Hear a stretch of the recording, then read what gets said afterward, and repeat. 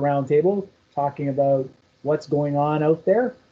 Joining me today, I'm Phil Boland. Joining me today is Bernard SZETO and Michelle APOLLINARO. Michelle, what are you talking to clients about regarding budgeting and cash flow these days? So what is happening with some people is they're struggling because their incomes are lower, a few people. If that's happening to you, you have to be aware of the things that the government is offering. That is changing every day. So if you need some assistance, find out what's available and definitely apply for that. However, a lot of people do have some extra money because we're saving money on transit, we're saving money on restaurants, we're not paying for those activities for the kids. So always be aware of your monthly budget. And if you have some extra money, then it might be a good idea to max out the RESPs for the kids instead of paying for the hockey or the soccer. Max out the RESPs, and again, then you're going to max out the government grant that you're going to get from them. Otherwise, you could, if you wait until the end of RSP season to top up your RSPs, you could do that now.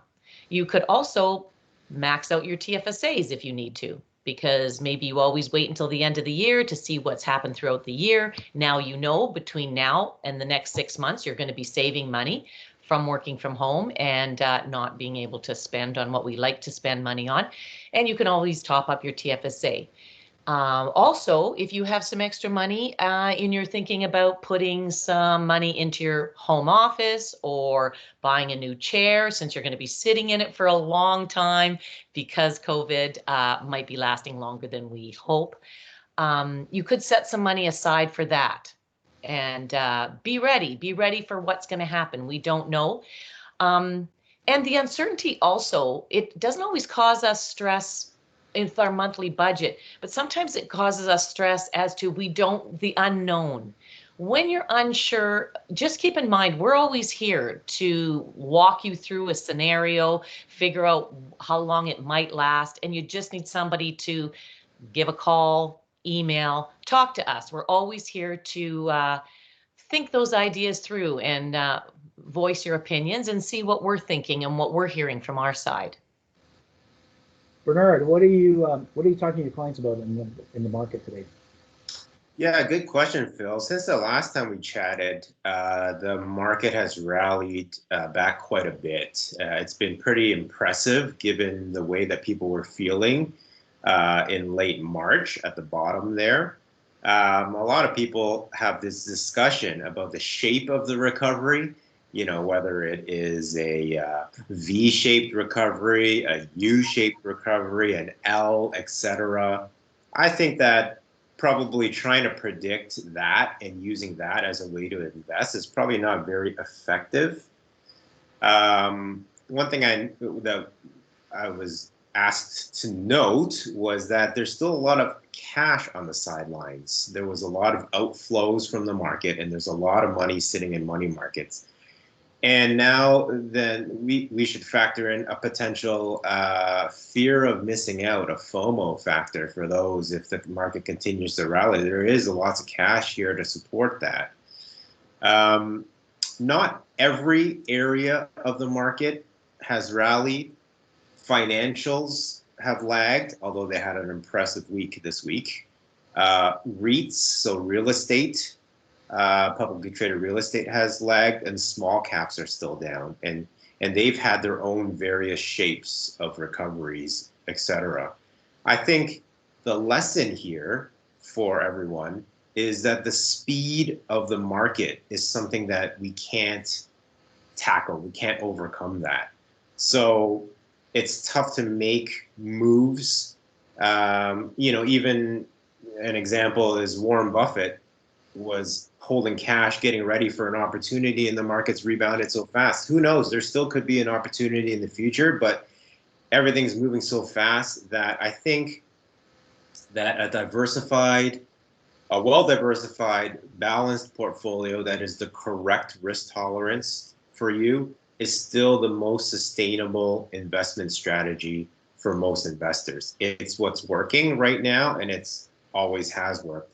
And if you want to deploy new money, that buying in increments through all the ups and downs is also a sustainable strategy for deploying funds. So the answer is yes, you can still buy now. I am still buying now. Don't think of the stock market as a uniform investment. A lot of times people think of the market. Look through to the names of the companies that you're owning through your funds or other investments and ask, do you want to be an owner in that particular company? Is that the right thing to do? And I think that's how when we look back, whatever time frame, 3 years from now or 5 years from now, and you're going to ask, or someone's going to ask, what did you do during the stock market crash of 2020, the corona crash?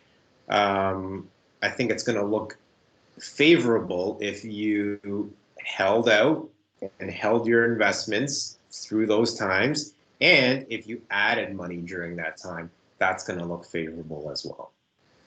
Yep.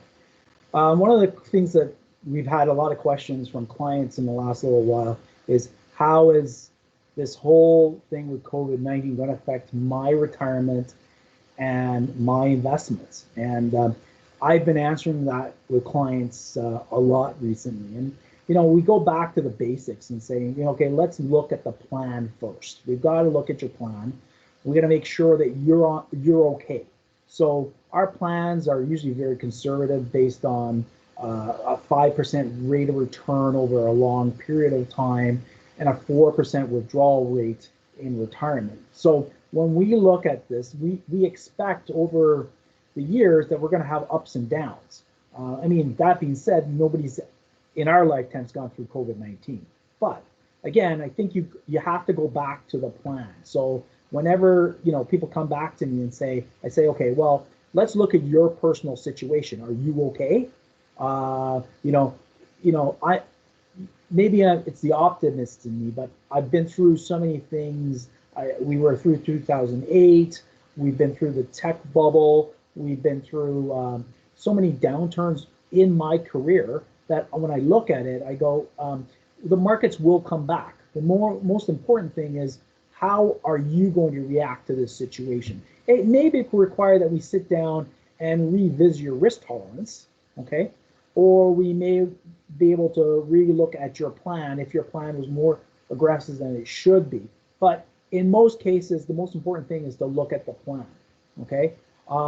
Now, during these periods, it's also important to, like you said, I know Bernard was saying that basically these are sometimes buying opportunities. So for somebody who's still in the accumulation stage, this is an opportunity to move your plan along and to add in, and if you can do monthly, and you can do some of the things that Michelle was talking about, if you have extra money that you could put into TFSAs or RSPs, add your portfolio, that's definitely going to help your retirement in the long term, okay? For clients who are in retirement, we typically try to set up a mechanism to deal with their income. But they should be viewing things from a longer term perspective, and we should be looking out, things will be a lot better in 2 to 3 years, right? We all get sticker shock when we see statements, but I think we have to put it into perspective, that, markets do go through cycles, and that we have to basically hold tight and to continue on our plan, because if your criteria based on your plan says you're going to be okay, then you need to just continue on, right? We will have ups and downs in the markets, and it's a normal process, right? I'd like to thank everybody for joining me today, just to give just a brief perspective on some of the things and discussions that we've been having for our clients. If you have any questions, please feel free to reach out, to call either Bernard, Michelle, or myself. We'd be happy to have a discussion with you. Thank you. Thanks, Phil. Thank you.